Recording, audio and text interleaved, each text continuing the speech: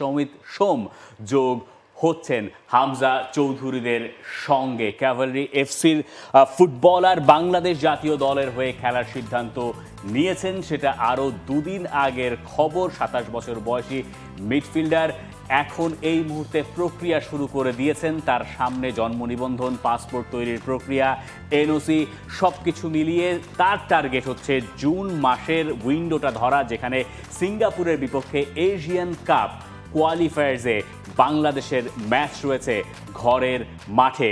এখন প্রশ্নটা এখানেই চলে আসবে যে আসলে এই জুন মাসে সমিত সোমকে পাওয়ার সুযোগ আছে কিনা, এবং এটা নিয়েই আমরা একটু বিস্তারিত জানতে চাই ফুটবল এক্সপার্ট আহমেদ শায়েকের কাছ থেকে, যার পরিচয়টা একটু দিয়ে নেওয়া ভালো। এর আগে তারিক কাজী যখন বাংলাদেশ জাতীয় দলের হয়ে খেলার সিদ্ধান্ত নিয়েছিলেন, সেই প্রক্রিয়ায় তিনি ছিলেন। আহমেদ শায়েক, আপনার এই পরিচয়টা আগে দিয়ে আমরা যদি শুরুটা করতে পারি, যে আপনি আসলে এই জিনিসগুলো যেটা ব্যাখ্যা করবেন, এটা কি করে জানেন? Mr. Noodles, amazing taste. প্রথমত আমি হচ্ছে ইউএফএ একাডেমি, ইউএফএ যে কনফেডারেশন আছে, ওদের একটা একাডেমি আছে যেখানে কিনা ফুটবল পুরো ম্যানেজমেন্টটা নিয়ে শেখানো হয় বিভিন্ন সাইড থেকে, সেটা rules, regulations, marketing, event management সব কিছু নিয়ে। সো ওইখান থেকে বেসিক্যালি আমি সার্টিফিকেট ইন ফুটবল ম্যানেজমেন্টটা আর কি করে এসেছি, ডিগ্রিটা, ডিপ্লোমা।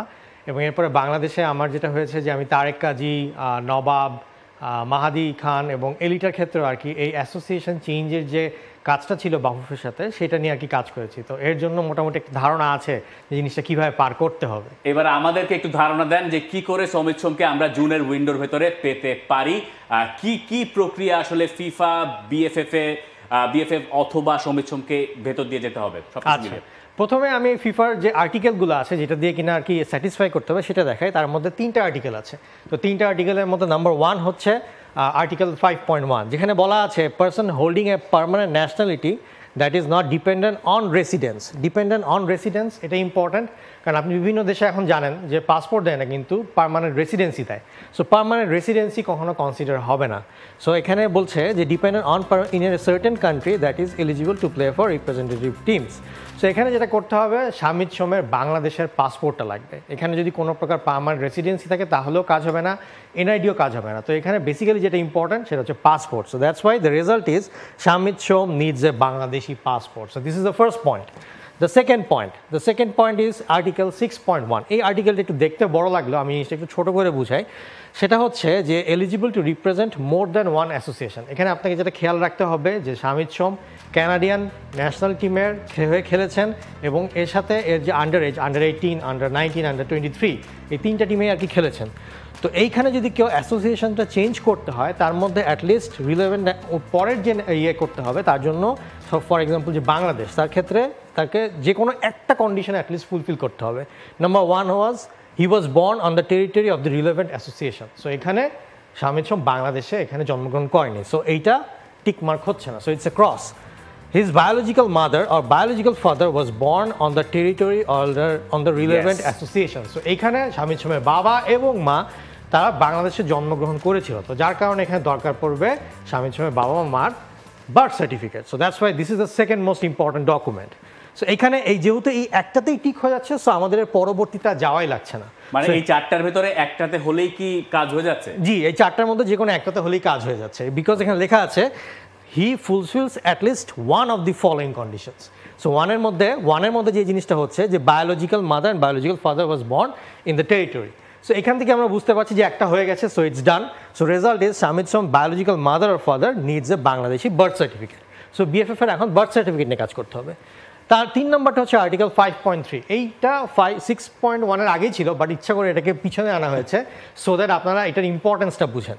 এখানে হচ্ছে ব্যাপারটা যে any player who has already participated in a match either in full or in part in an official competition of any category or any type of football for one association may not play for an international match for a representative team of another association. So এখানে বলে দিচ্ছে যে একটা player যখন একটা অ্যাসোসিয়েশনে খেলেছে, সে আরেকটা অ্যাসোসিয়েশনে খেলতে পারবে না। কিন্তু দি ফ্রেজ অফিসিয়াল কম্পিটিশন, যেটা এখানে লেখা আছে official competition, is defined in the FIFA statutes as a competition for representatives organised by FIFA or confederation তার মানে এই অফিসিয়াল কম্পিটিশন বা অফিসিয়াল ম্যাচটা তখনই কনসিডার করা হবে যখন একটা ফিফা ওয়ার্ল্ড কাপ বা ফিফার কোনো টুর্নামেন্ট হবে অথবা কনফেডারেশন, তার মানে এখানে Canada, so Canada is CONCACAF, so কনক্যাফের কোনো কম্পিটিশন হবে। সো এখন এখানে আরও দুটো ক্লজ আছে যে friendly matches are therefore not matches in an official competition, so যে কোনো ফ্রেন্ডলি ম্যাচ কখনো কনসিডার হবে না। আর দ্বিতীয়ত matches played as a part of representative competitions not organized by FIFA or confederation, যেটা আমি একটু আগেই বলছিলাম যে ফিফা আর কনফেডারেশনে যদি না হয় দেয়ারফর সেগুলোকে অফিসিয়াল ম্যাচ হিসেবে গণ্য করা হবে না। সো এখানে লাকিলি শামিদ সোম আজ পর্যন্ত যতগুলো ম্যাচ খেলেছে সবগুলো ম্যাচই ছিল ফ্রেন্ডলি, ইন্টারন্যাশনাল ফ্রেন্ডলি, সেটা আন্ডার-23 হোক, আন্ডার-20 হোক, আন্ডার-19 হোক বা ন্যাশনাল টিম হোক।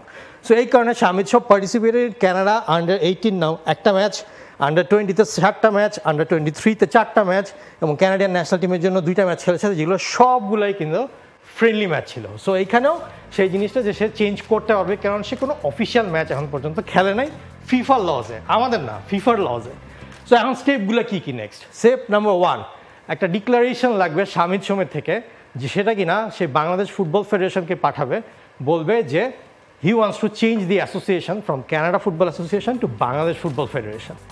এই যে ডিক্লারেশনটা, এই ডিক্লারেশনটা দিয়ে বিএফএফ যেটা করবে, একটা ইমেল লিখবে ক্যানাডিয়ান ফুটবল অ্যাসোসিয়েশনকে যে this player wants to change the football association from Canada to Bangladesh, so please give us an no objection certificate which is NOC in short form. আর এই এনওসিতে ইজ ভেরি ইম্পর্ট্যান্ট বিকজ এই এনওসিতে লেখা থাকবে সে কোন ম্যাচে কতক্ষণ খেলেছে এবং সেগুলো কী টাইপ ম্যাচ ছিল।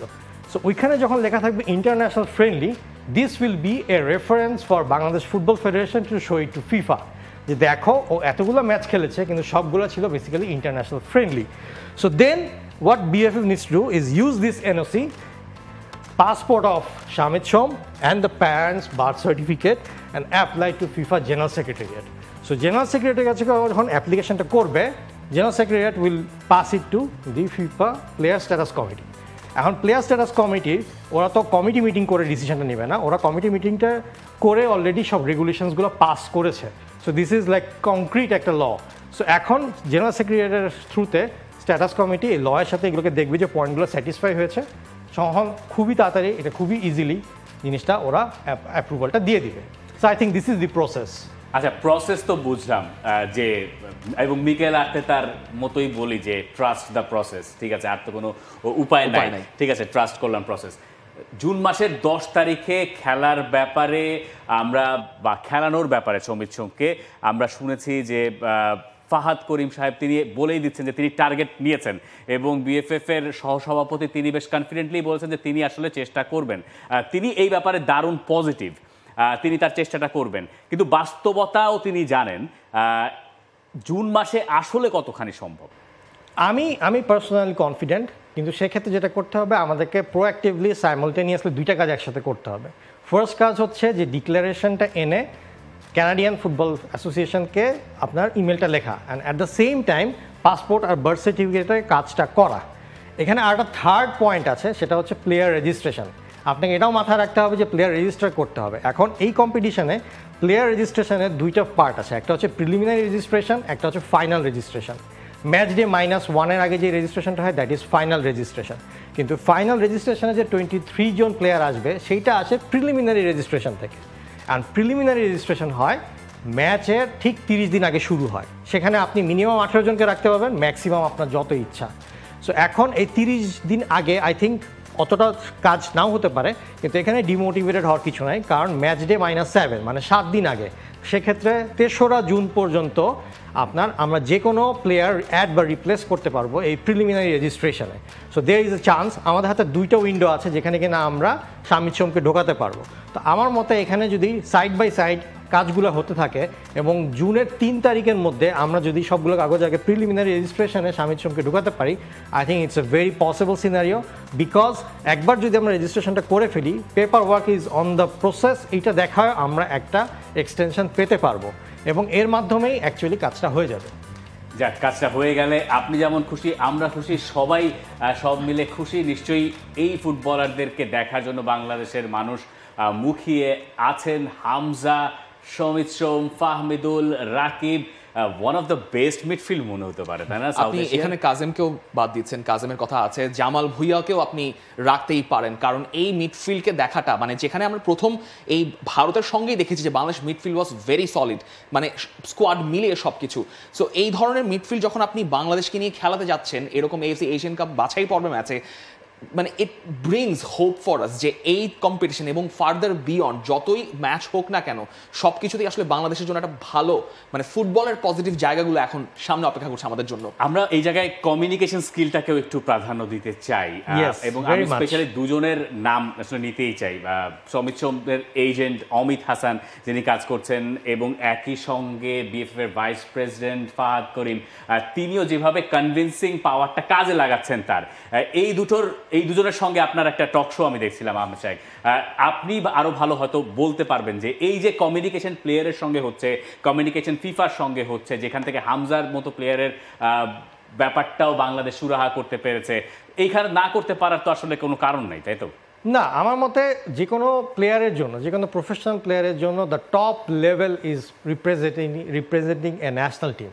সো এবং আই থিঙ্ক যে কোনো প্লেয়ার সে যদি কোনো ন্যাশনাল টিমে রিপ্রেজেন্ট করতে পারে সেটার জন্য সে মুখিয়ে থাকে।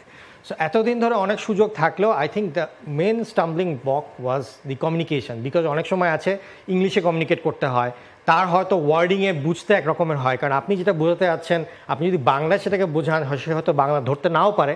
So I think is proper communication এবং like a sense of trust যখন আপনি একটা প্লেয়ারকে দিবেন, কারণ সে এত বড় একটা ডিসিশন নেবে, সে কিন্তু কানাডিয়ান ন্যাশনাল টিমে এরপর আর কোনো দিন খেলতে পারবে না এবং সুযোগও থাকবে না।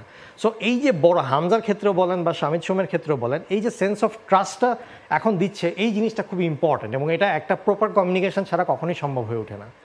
কমিউনিকেশন ইনফ্যাক্ট খুবই বড় একটা ব্যাপার, কারণ একটা সিলেটি মিডফিল্ড কানেকশন আমরা দেখবো এবং একই সঙ্গে এই কমিউনিকেশনটা এনশিওর করা গেছে বলেই হামজা এবং সমিত খেলতে যাচ্ছেন এবং আরো অনেকেই তো এরকম আছেন যাদের সঙ্গে ওই কমিউনিকেশনটা মানে প্রসেস করা গেল, হয়তো সামনে আরো অনেকেই কিন্তু আসতে পারেন। আপনাকে ধন্যবাদ, আমাদের সময় একেবারে শেষ। আপনাকে অনেক অনেক ধন্যবাদ। একটা সিলেটি মাস্টার ক্লাস আমরা হয়তো দেখতে যাচ্ছি বাংলাদেশ জাতীয় দলে।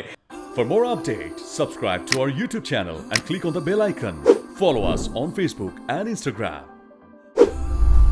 Download T-Sports app to enjoy exciting games and highlights. Visit tsports.com.